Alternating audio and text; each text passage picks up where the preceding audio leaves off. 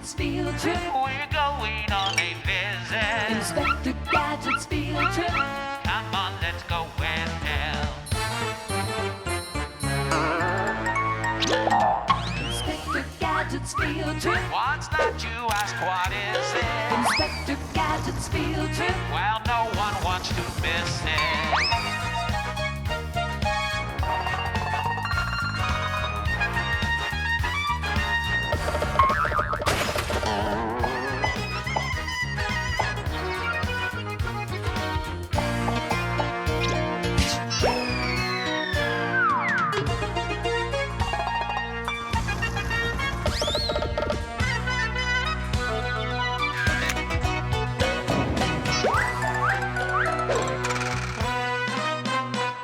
Inspector Gadget's field trip. We're going on a visit. Inspector Gadget's field trip. Come on, let's go with New him. places, new faces. Inspector Gadget's field trip. Inspector Gadget's field trip. Inspector Gadget here in awesome Australia, where each year millions of people travel thousands of miles to see this country's spectacular sights. According to the chief, Australia's animals are like no others in the world. We're here to explore just what happened to make these animals so unique. It's time to go Gadget field trip.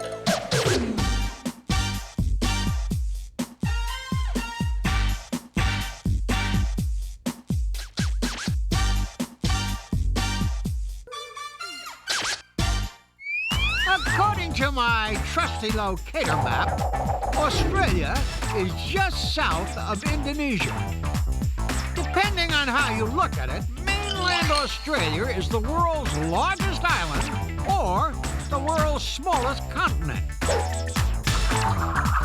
Long before humans arrived in Australia, bizarre beasts ruled the rainforests and dominated the deserts. It wasn't until just 40,000 years ago that the first people started popping up. These people are called Aborigines. But we still haven't figured out what made our furry friends so odd in the first place. Take mammals, for example. From China to Hawaii, mammals like pandas, dolphins, and people evolved with wombs. A womb is the warm, hollow space inside a mother's body where a baby develops until it is ready to be born. Because Australia was so far from the other continents, the animals here evolved on their own. So their wombs grew on the outside, kind of like a womb with a view. These animals are called marsupials, and they come in all shapes and sizes.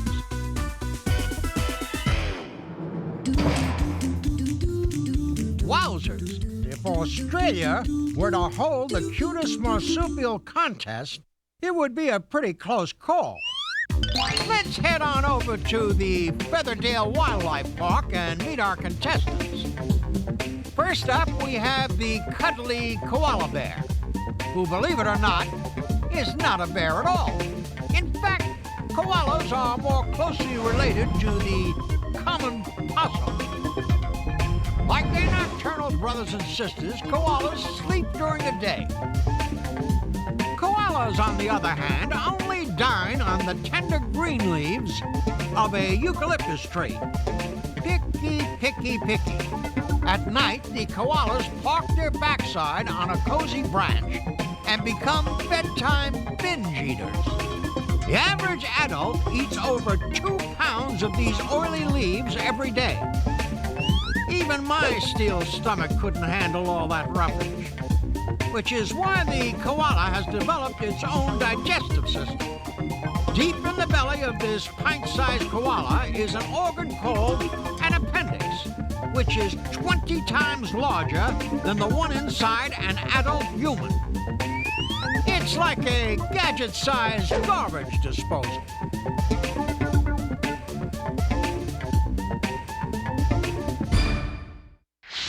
Our next cutest marsupial contestant is the charismatic kangaroo.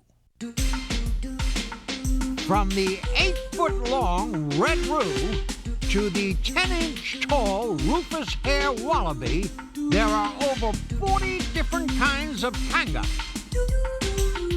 The most common are the red and gray kangaroos. When they are not napping or nibbling, they can be seen hopping at terrific speeds.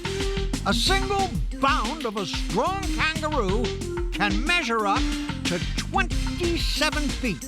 That's about as far as the average long jump of an Olympic athlete.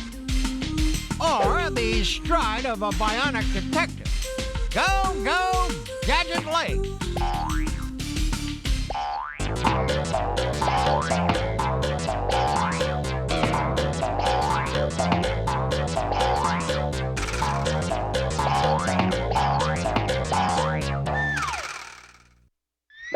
It's time for another Inspector Gadget field trip quiz. True or false? The kangaroo got its name from a misunderstanding. True.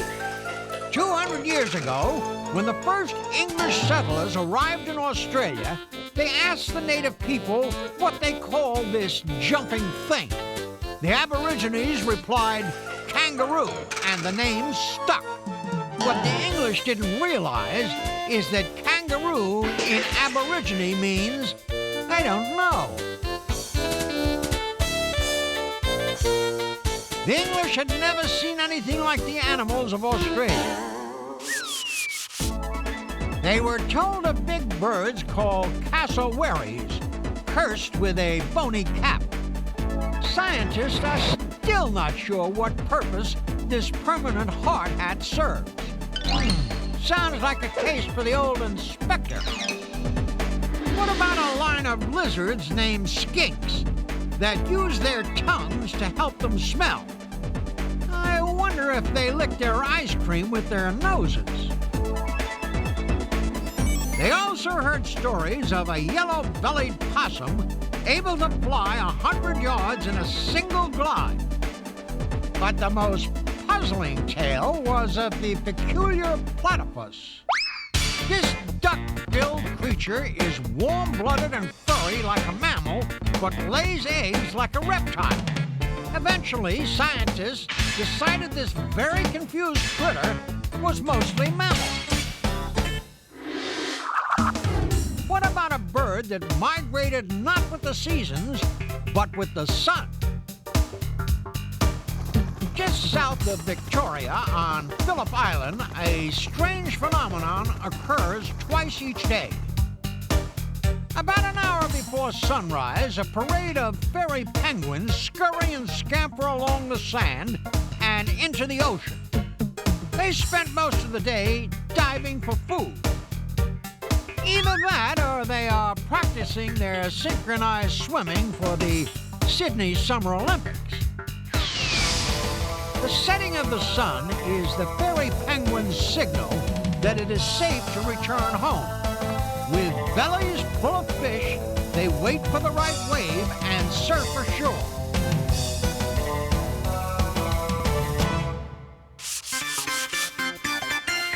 Deep in the dirt, by a muddy river in southeastern Australia, grows an enormous invertebrate called the giant Gippsland earthworm, measuring up to 9 feet long.